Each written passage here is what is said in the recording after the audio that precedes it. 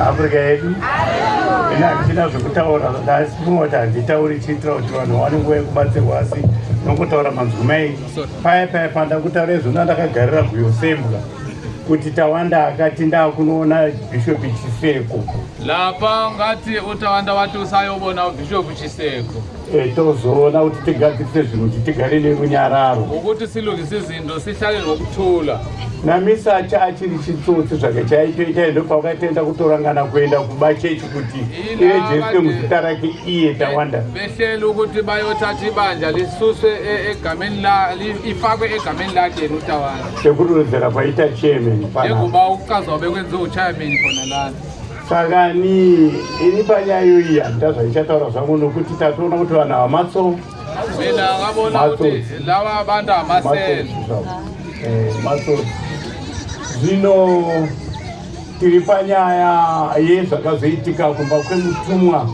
rasabata zvituro twavo vaita iri yafriday kani yakatevera zvakavamboita previous week saka izvi zvakazoitika sabati yakazotevera lokubayenzeka isabata elandelayo endlini kwawatunywayo pakubatwa kwavakaitwa nemudzimunera wakawanda vakataura masoko makuru mudzidzisi wabanjwa umoyo ngcwele bakhuluma amagama amakhulu watunywayo ndo vakati tinokuponda wathi siyakunqoba vati tinokuparadza wathi siyakushabalalisa mudzidzisi Paul Mwaja waSouth owatunywayo nesipongwa zasi zvino isusu tiri kuno kudai tiri kutoparadza satanism yakaiswa muna Tawanda ndo yatiri kuponda kuti adzoka uye kwatiri isu vakuru ndini mukoma wacho kunyakada zvoita sei haagari kuraiti kwangu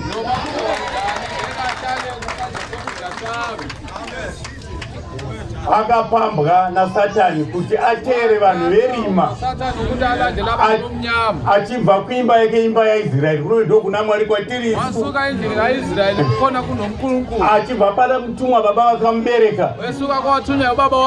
kunyange zvandakaramata kwama range ndofunga ndikati pari pamusangana paya ndikati vapostori vaJesu vandakabatsira ndiri kwama range ikoko pamafoni apa vangani munoshamiswa muchiona kuti zvinhu zvababa wedu zvinhu zvirumba mani eka ndingaregerei inini chipo chiripo ndirega mugwaira mudzidzisi richitambudzika ingayekana imvuka kwawatunywa ishupe mwana uyu akapiwa satanism yakakura ingani anike satanism inkulu ndiye tiri kuponda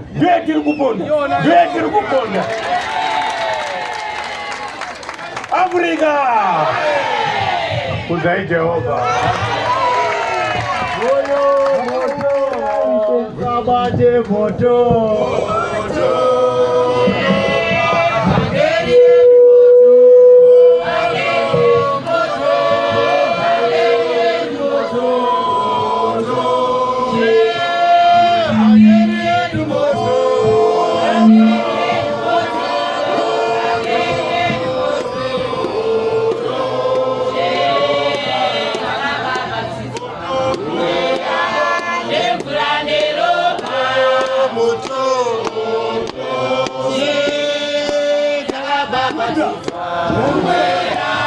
Yeah.